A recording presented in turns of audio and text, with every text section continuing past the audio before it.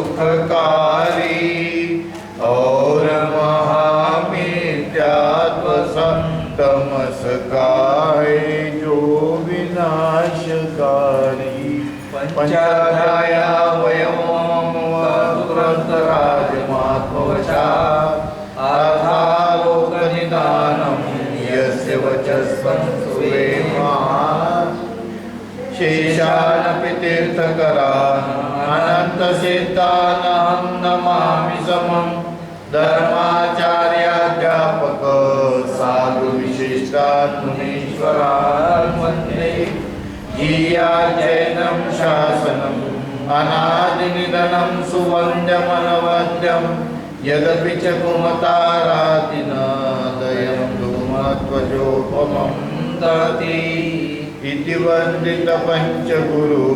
कृतमङ्गलसत्क्रियाश्रयेष पुनः नाम्ना पञ्चाध्यायी प्रतिजानिते चिकीर्षितं शास्त्रम् अत्रान्तरङ्गहेतुर्यद्यपि भावः कवेर्विशुद्धतरा हेतोस्तथापि हेतुः साध्वी सर्वोपकारिणी बुद्धि।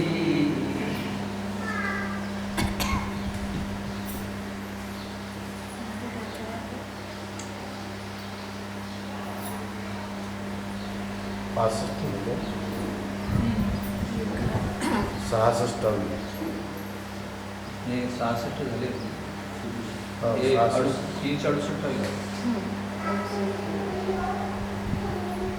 368 दुःखानां मोक्षो विमोक्षलक्षणा इत्येकेतत्सज्जीवगुणानां शून्यसाधना. 61 दुःखानां मोक्षो निर्मोक्षो मोक्षो लक्षणाः. 21 दुःखाचा नाश म्हणजेच मोक्ष आहे अशी नैयायिकांची कल्पना आहे. ही सगळ्या प्रकारच्या दुःखांचा जो नाश होणं, मुक्त होणं त्या दुःखापासून म्हणजेच मोक्ष आहे. तर दुःखापासून नाश होणं मुक्त आहे असं नाही. जर दुःखाचा नाश झाला सगळ्याच प्रकारे तर गुणाचा नाश होईल. गुणाचा नाश आचार्यांना कधी अभिप्रेत नाही. ते सुख दुःख पर्यायरूप मानत नाहीत, म्हणजे गुणरूप मानतात. आणि दुःखाचा नाश झाला म्हणजे गुणाचा नाश झाला, गुणाचा नाश झाला तर द्रव्याचा नाश होईल. आणि म्हणून आपल्या जैन तत्वज्ञानामध्ये मोक्ष हा केवळ अभाव होत नाही, सद्भाव रूपही आहे. वस्तुतः मुख्य धातूचा अर्थ सुज्ञ होतो, अभाव होतो. म्हणून मोक्षाची परिभाषा काय आहे आपल्याला? कर्माच्या अभावाला आठ कर्माचा अभाव, पूर्ण अशुद्धतेचा अभाव, पूर्ण नोकर्माचा अभाव आणि पूर्ण शुद्ध पर्यायचा सद्भाव, ही मोक्षाची परिभाषा. एका छोट्या शब्दात सर्व विकार सर्व कर्मांचा अभाव, इथे फक्त शुद्ध पर्याय. तर शुद्ध पर्यायीचा सद्भाव म्हणला म्हणजे आम्ही अभाव मानून सद्भाव मानतो. वैशेषिकांनी नैयायिकांनी काय केलं म्हणतात, त्या अभावालाच धरून बसले, सद्भाव रूप काही स्वीकारलं नाही. आणि म्हणून सांगता आहे की जीवांच्या ठिकाणी कोणत्याही गुणाचा नाश होत नाही. मोक्षाच्या ठिकाणी जरी द्रव्यकर्म भावकर्म कर्माचा अभाव झाला असला तरी देखील त्याच्या शुद्ध पर्याय रूपानं त्याचं परिणमन आहे. आणि म्हणून त्याचं आहे हे अशुद्धतेचा जसा पूर्ण भाव आहे तसा पूर्ण शुद्धतेची प्राप्ती म्हणजे आपल्या मान्यतेत मोक्षतत्व असणार आहे. नस्यात् निजगुणो व्यक्तिरात्मनो दुःखसाधनं सुखस्य मूलतो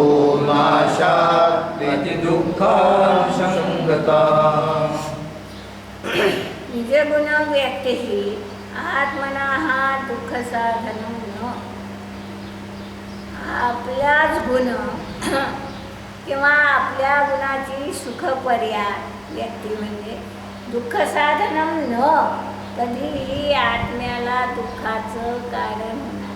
आत्म्याचा गुण आत्म्याला दुःखाचं कारण होईल का नाही?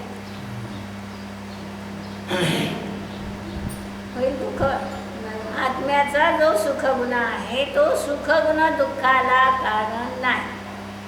मग परद्रव्य दुःखाला कारण आहे का? तो परद्रव्य दुःखाला कारण नाही. कर्मही दुःखाला कारण नाही. दुःखाला कारण काय आहे? दुःखाला कारण असणार आहे आमचेच विकार भाव, आमचंच अज्ञान, आमचंच मिथ्याभाव हे दुःखाचं कारण असणार आहे. गुण कधीही दुःखाला कारण नाही.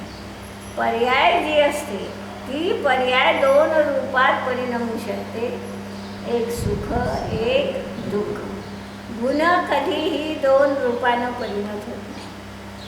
गुण नेहमी सुखरूपाचाच राहील, तो दुःखही होईल सुखही होईल.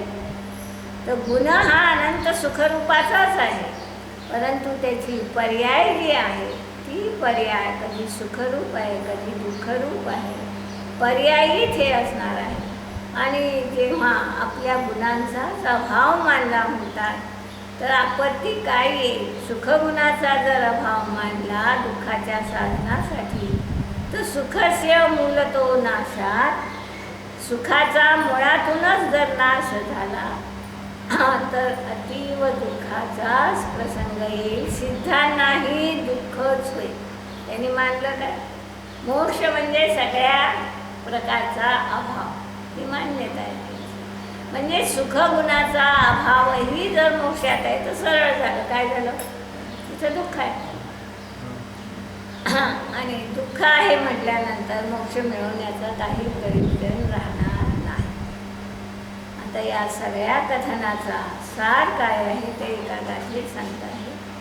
निश्चितं ज्ञानरूपस्य सुखरूपस्य वा गुणः देहेन्द्रियैर्विनापीस्तो ज्ञानानन्दो परात्मना. या सगळ्या कथनाचा हा सार झाला की देह असू द्या, इंद्रिय असू द्या, नसू द्या, तरी देखील आत्म्याचा सुखगुण ज्ञानगुण काम केल्याशिवाय राहणार नाही. सुखगुण दुःखगुण तर नष्ट होणार नाही, पण सुखगुणाची दुःखगुणाची पर्याय देखील देह आणि इंद्रिय नाही म्हणून होणार नाही असं नाही. आपण पाहिलं तर विग्रह गतीतही शरीर नाही इंद्रिय नाही तरी दुःखरूप पर्याय आहे. सिद्धांच्या ठिकाणी यातलं काहीच नाही तर सुखरूप पर्याय आहे. म्हणून ही कारणं वास्तविकरित्या सुखाचं किंवा दुःखाचं होऊ शकत नाही. मग सुख दुःखाचं कारण काय मानू? जर हे शरीर इंद्रिय कारण नाही तर आमच्या सुख दुःखाचं कारण काय मानू? कर्मोदय माना. तर म्हणतात कर्मोदय तरी वास्तविकरित्या सुखदुःखाचं कारण आहे का? तेही परद्रव्य आहे. तेही आमच्यासाठी वस्तुतः सुखदुःखाचं कारण नाही. एक वस्तू सुखाचं कारण होते तर दुसरी वस्तू दुसऱ्याला दुःखाचं कारण होते. तीच वस्तू कदाचित त्याला दुःखालाही कारण झालेली असते. म्हणून सुख दुःखाचं कारण हे आमच्या मान्यतेवर अवलंबून आहे. कोणतीही वस्तू आम्हाला सुखही देत नाही आणि दुःखही देत नाही. प्रश्न तुम्हाला पुढे उभा राहील की अजीव पदार्थ सुख दुःख देणार नाही एक वेळ मान्य करू. जीव तरी एक जीव दुसऱ्या जीवाला सुख दुःख देईल. अजीवाजीवात सुख गुण नव्हता आणि म्हणून तो देऊ शकत नव्हता. पण एक जीव दुसऱ्या जीवाला सुख दुःख देऊ शकेल करीत, कारण त्याच्याजवळ सुख गुण आहे. काय तर तोही देऊ शकत नाही. तुम्हीही एक वस्तू दुसऱ्या वस्तूला सुखी करू शकत नाही, दुःखी करू शकत नाही. तसंच परद्रव्यही सुखी करू शकत नाही, दुःखी करू शकत नाही. ज्ञान गुण आहे, सुखगुण जर आत्म्याजवळ आहे तर त्याचं परिणमन प्रत्येक समयाला कोणत्या ना कोणत्या रूपात नियमाने झाल्याशिवाय राहणार नाही. जसं द्रव्य उत्पाद द्रव्याशिवाय राहत नाही, तसा कोणताही गुण उत्पाद द्रव्याविना नाही. आणि म्हणून प्रत्येक गुणाची पर्याय यह जीव के ज्ञान और सुख गुण की सिद्धि करते हुए वे सावरण अवस्था में अपूर्ण और विकृत तथा निरावरण अवस्था में परिपूर्ण और स्वाभाविक होते हैं. यह बताया गया है. यह तो तर्क सिद्ध बात है कि जितने भी पदार्थ है वे निश्चित स्वभाव वाले होते हैं. न तो नए पदार्थ का निर्माण ही होता है और न स्वाभाविक क्रमण ही होता है. स्वभावातिक्रमण बरोबर आहे ना. नवीन पदार्थ जगात उत्पन्न होईल का नाही? विज्ञान नवे नवे पदार्थ उत्पन्न करतो आहे का नाही? तर जगात असंचा उत्पाद कधीच होणार नाही हा नियम दिला आहे. सच्चा नाश होईल का नाही? जे द्रव्य आहे त्याचा नाश नाही आणि जे द्रव्य नाही त्यांचा कधी उत्पाद नाही. दुसरं पाहिलं की स्वभावाचं अतिक्रमण होत आहे या नाही. प्रत्येक वस्तू आपला स्वभाव सोडेल का नाही? आणि ह्या दोन गोष्टी जर नक्की आहे म्हणतात तर सुख किंवा दुःख गुण कधीच नष्ट होणारा असू शकत नाही. शरीर असू द्या, इंद्रिय असू द्या, नसू द्या, सुख दुःख गुण राहणार आहे आणि हा गुण राहणार आहे.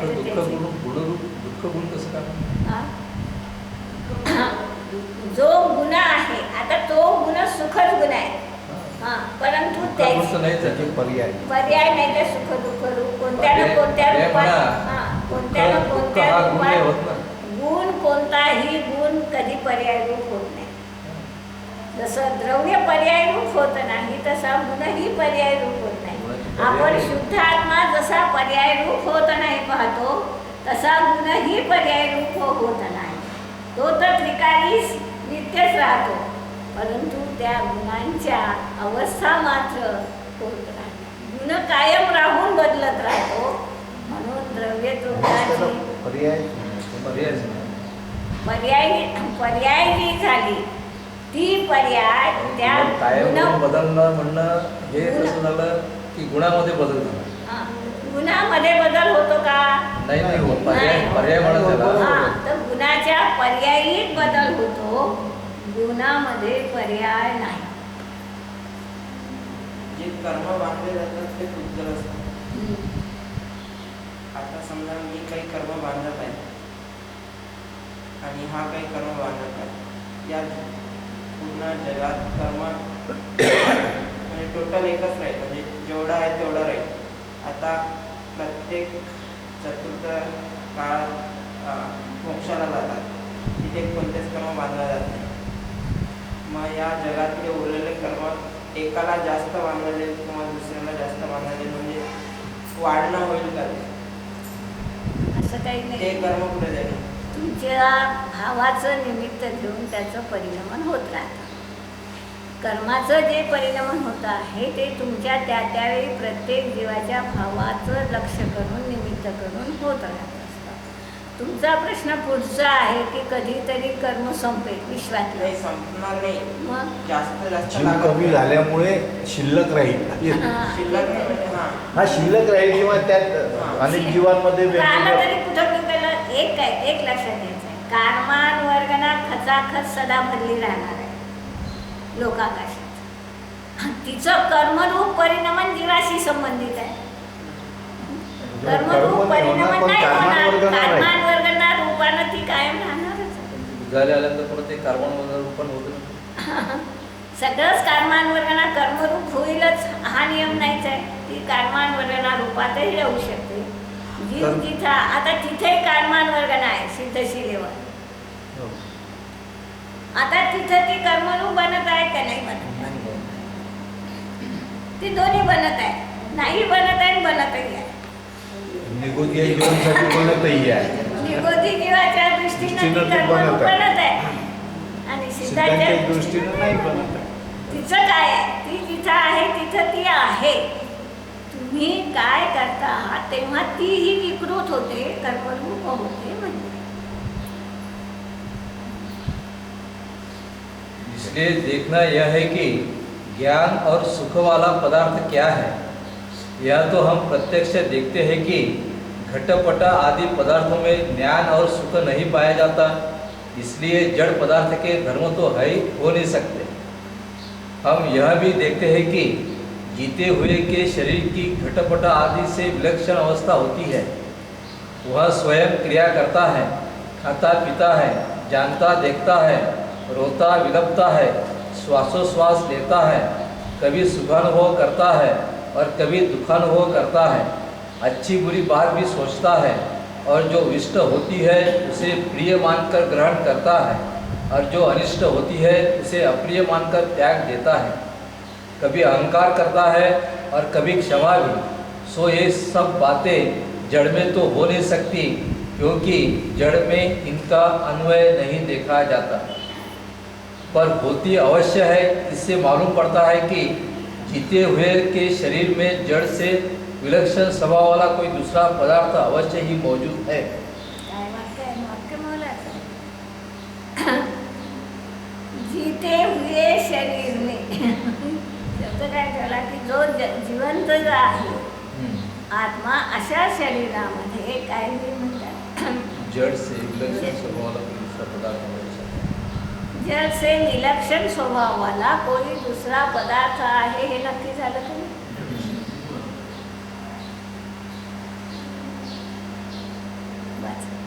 इस प्रकार जो यह विलक्षण पदार्थ सिद्ध होता है उसे ही जैन दर्शन में जीव कहा गया है।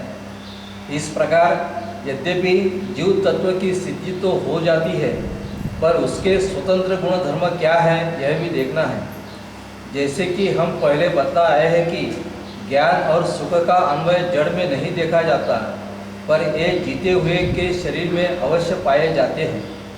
इससे मालूम पड़ता है कि ज्ञान और सुख तथा इसी तरह के अन्य गुण धर्म ये जीव के स्वभाव है।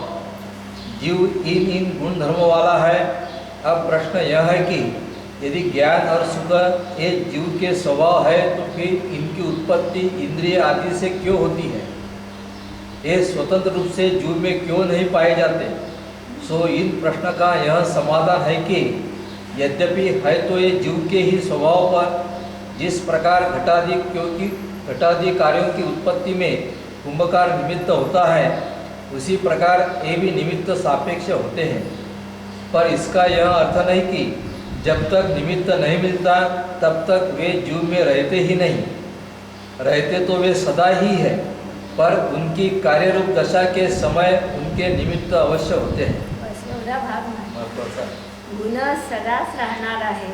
त्याचं कार्य फक्त निमित्त असतं. त्याची जी पर्याय आहे त्या पर्यायीमध्ये निमित्त असू शकते. गुणांमध्ये काय निमित्त आहे? काहीच नाही. तर त्या पर्यायीमध्ये विकृत पर्याय होईल तर निमित्त असेल, स्वभाव पर्याय होईल तर निमित्त असणार नाही. जिस प्रकार मिट्टी स्वतंत्र भाव से सदा विद्यमान है, पर कुंभकार निमित्त के मिलने पर वह घटदशा को प्राप्त हो जाती है, अन्यथा नहीं। उसी प्रकार प्रकृति में समझना चाहिए।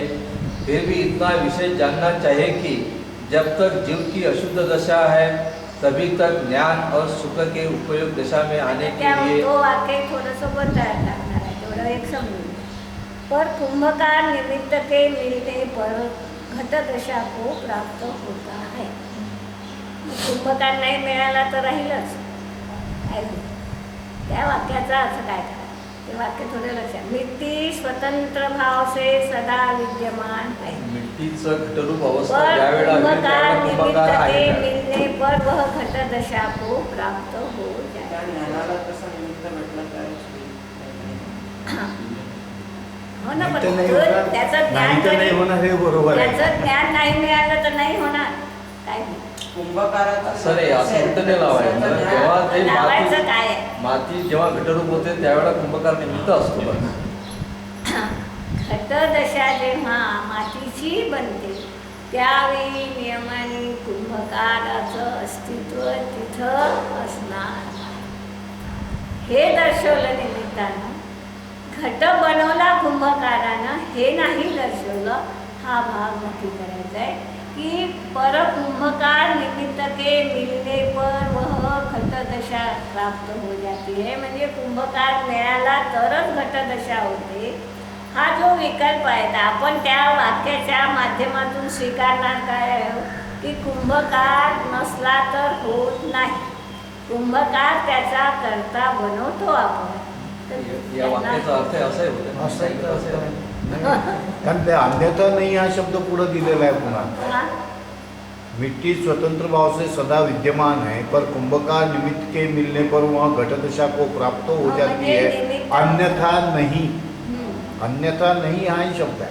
हा. तेव्हा वाक्य पूर्ण झालंय. हा, तर मग अन्यथा नाही म्हणजे ते होतच नाही. कुंभकार नाही म्हणजे ते होणार नाही असं आहे. हा, तर मला काही अर्थ निघतो. हा, हा. म्हणूनच त्याचं मी विश्लेषण करत आहे की हा अर्थ काढला जाईल. तर या वाक्याचा अर्थ काय आहे सरळ की ह्या दोन गोष्टी एका वेळी सहज येतील. ज्यावेळी मातीची घटरूप बनण्याची योग्यता आली आहे आणि कुंभकार नाही असं होणार नाही. ज्यावेळी त्या मातीची घटरूप अवस्था आली नसते तेव्हा हे विकल्प आपल्याला येतात की कुंभकार नाही. म्हणून दोन दृष्टीनं त्या कार्याकडे पाहता येईल की मातीचं घट बनण्याची योग्यता त्या खाली नाही आणि म्हणून घट बनला नाही. वस्तू व्यवस्था कुंभकार का नाही तिथं तर म्हणतात त्याचं समर्थ उपादान आलं नाही घटाचं आणि म्हणून कुंभकारही तिथं उपस्थित असतो. मनुष्याला भूक लागली, अन्न ग्रहण केलेली ती शांत झाली. इथे काय संबंध? इथे जीवाचं काय काम आहे? जीवाचं सुख्याचं अनुभवन करणं किंवा दुःखाचं वेदन करणं एवढंच जीवाचं आहे. खाणं पिणं तर काही जीवाचं नाही. परंतु त्या पदार्थाच्या निमित्त आपण सुखाचं वेदन करावं की दुःखाचं वेदन करावं हा महत्त्वाचा भाग आहे. मी म्हणून नेहमी सांगते, आता समजा आपल्या घरातली एक तरुण व्यक्ती गेली आणि त्यावेळी तिला आवडता पदार्थ ही खायला जबरीनं घालतो आपण. तिला सुख होते की दुःख होते ते पदार्थ खातात. जबरी खाऊ लागलं जबरीनंच खाऊ घालावं लागणार आहे. शेवटी- तिथं कधी इच्छा करणार नाही त्यावेळी. शेवटी ती इच्छेवरच आहे मला. तुमच्या भावनेवर सुख दुःख आहे. तुमच्या पर्यायीची ती योग्यता द्यावी. मी दुसरे उदाहरण नेहमी ठेवते की तीच गोष्ट आपल्याला दुःखाला कारण होते, तीच गोष्ट मुलींना सुखाला कारण होते. आपण इथं पाहिलं होतं, थोडं लक्षात घेण्यासाठी श्रुतसागर महाराजांना काय म्हणायचं जेव्हा होतं? शिव्या दिल्या होत्या हा. शौचाला जंगलात जात होते आणि हे मुसलमानांच्या पोरांनी शिव्या दिल्या होत्या. त्यांनी सुखाला कारण मानलं होतं का दुःखाला? शिवी वस्तुतः कशाला कारण आहे? दुःखाला कारण. पण त्यांनी सुखाला कारण मानले ना, कुणाला कधी सांगितलंच नाही तर हे लोक मला असे त्यांचा प्रश्न वेगळा आहे. नाही वेगळं नाही. भूक लागली असताना जे हा. दुःख होते, हा. अन्न ग्रहण केल्यानंतर संपते. हा. तर तुमचं काय झालं, तुमच्या शरीराची जी काही ठेवण होती त्या शरीराच्या ठेवणीला जे पाहिजे ते मिळालं आणि तिथे मग तुमचा सुखाचा अभाव झाला. त्यामध्ये ईश्वरत्वाची कल्पना होती. केली तुम्ही. ते जे अन्न खाल्ल्या जाते ते पुद्गलातच जाते. त्याच्याशी जीवाचा काही काही संबंध संबंध नाही. हे परिणामावरच आहे, सुख हे परिणामावरच आहे. हीच गोष्ट म्हणून सदा अडवल्या जाते. प्रश्न थोडे मुलाचेच आहेत की सगळा महाराज लोक मग आत्मा खाते का नाही खात, शरीर खाते का आत्मा खाते, हे प्रश्न उभे राहणार आहे. याचा निर्णय करता आला पाहिजे की आत्माही खात नाही, शरीरही खात नाही. ज्याचा त्याच्या पुद्गलाचा जो आहे तो अनुभव त्याला शरीर आणि आत्मा दोघं मिळून खातात.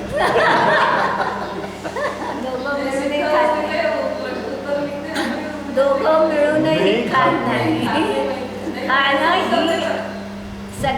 खाणं ही क्रिया जडाची झाली. खाण्याचा विकल्प जीवाचा झाला. भेद करायला शिका ना. खाणं ही क्रिया आत्म्याची आहे का? नाही. पण खाण्याचा विकल्प करणं ही जीवाची आहे. जीवानं आपलंच काम केलं त्यावेळी पुद्गलानं पुद्गलाचंच काम केलं.